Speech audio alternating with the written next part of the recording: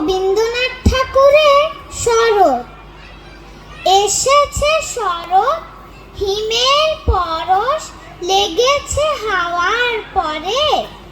সকাল বেলা ঘাসের আগায় শিশিরের রেখা ধরে। আমলকি বন কাঁপে যেন তার, বুক করে দুরু দুরু পেয়েছে খবর পাতা খসানোর সময় হয়েছে শুরু। শিউলির ডালে কুড়ি ভরে এলো, টগর ফুটিল মেলা। মালতী লতার খোঁজ নিয়ে যায় মৌমাছি দুই বেলা। গগনে গগনে বর্ষণ শেষে মেঘেরা পেয়েছে ছাড়া। বাতাসে বাতাসে ফেরে ভেসে ভেসে নাই কোনো কাজের তাড়া।